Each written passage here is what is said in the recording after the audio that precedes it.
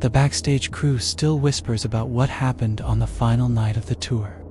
Even now, years later, Taylor Swift avoids discussing the incident in interviews.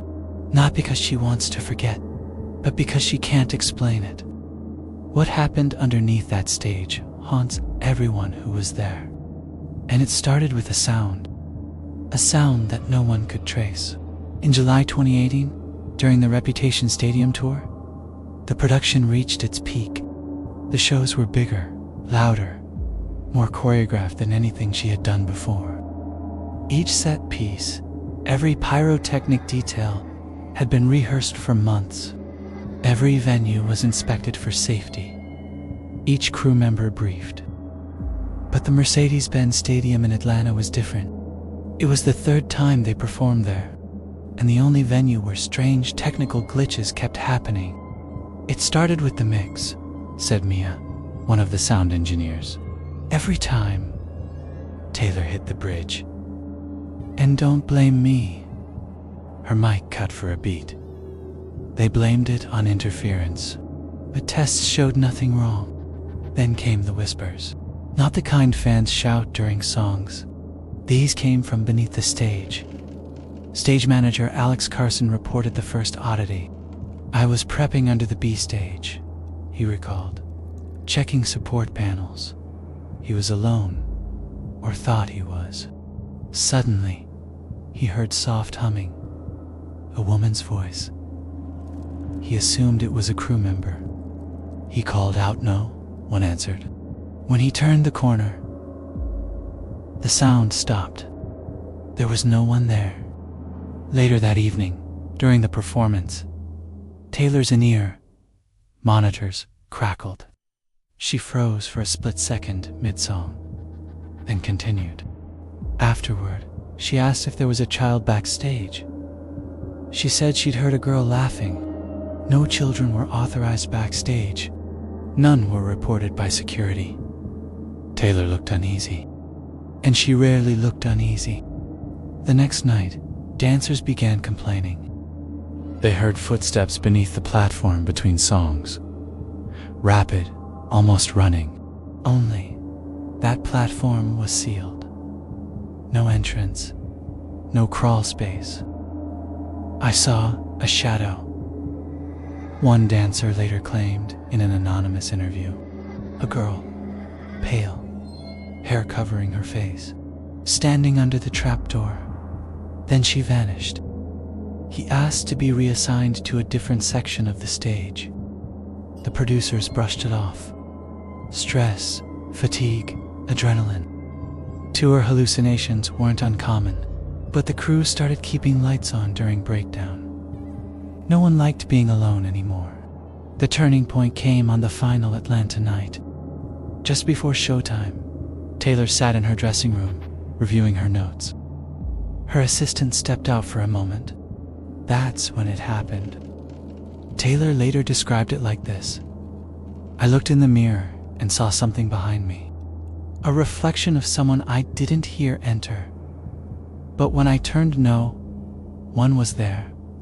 I felt cold, then warm, then heavy. Like something sat on my chest." She didn't tell anyone that night. Not the full truth. Only her head of security. And only that she felt ... watched. During the show, everything appeared normal. Until the final number. A loud crack echoed through the arena. Some thought it was part of the pyrotechnics, but one of the stage panels had collapsed slightly, just for a second. Just enough for Taylor to stumble mid-choreography. She recovered quickly. The audience didn't notice, but the crew did. When they examined the panel later, it showed no damage, no sign of stress or fault, as if it never happened. But Taylor insisted on leaving the venue immediately after the show. No after party, no fan meet and greet, just a car waiting at the back gate. She didn't speak much the rest of the night, until she called her longtime friend and stylist, Andrea. In her voicemail, she whispered, "There's something following me. I don't don't think it wants me to leave." That night, in her hotel suite, she refused to sleep in the main bedroom. She asked housekeeping to strip the mirrors. She unplugged the television. At 2:12 a.m., hotel security received a call from her floor. A neighbor reported strange music coming from her suite. A child singing, soft, high-pitched, humming. When security knocked, no one answered. They used a master key. Taylor was found in the bathtub, fully clothed, eyes open, shivering, mouth whispering a line over and over. "Come beneath, come beneath, come beneath, come beneath." The paramedics examined her. No drugs, no alcohol, no head trauma. She was discharged the next morning. Doctors said she suffered from acute exhaustion and stress, but her assistant said something else. Taylor didn't remember the bathtub, didn't remember calling Andrea, didn't remember the last 2 hours of the night. She cut the next 2 shows and insisted on traveling with her own light techs and security. From that point on, she wouldn't stay beneath any stadium. She demanded hotels without basements. She refused venues with trapdoors. Over the next few months, strange coincidences continued. Unexplained noises in dressing rooms. Stagehands reporting nausea during set change. Equipment falling without cause. All at venues with stages built over hollow foundations. By December 2018, she privately hired a team of spiritual consultants.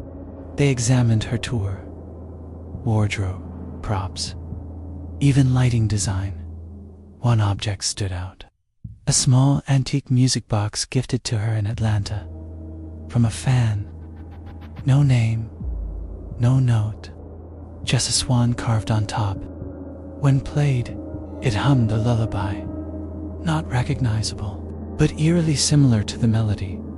Several crew members claimed to hear backstage. The box was destroyed, burned under supervision. Taylor didn't speak during the burning, but she cried, and when it turned to ash, the humming stopped.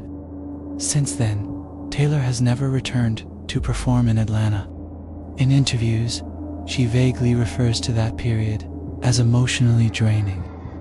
Her team never acknowledged the supernatural reports, but multiple tours crew confirmed off record that something changed after the burning. One assistant left the industry entirely. A backup dancer relocated to another country. The stage manager, Alex, now works in film. He refuses to talk about that tour. And Taylor? She remains one of the most composed artists in music history. But if you watch closely during her shows, you'll notice she no longer pauses beneath the stage before rising. She counts down herself. She never looks down.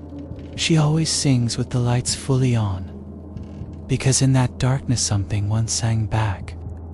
And sometimes, silence isn't peace. Sometimes, it's waiting.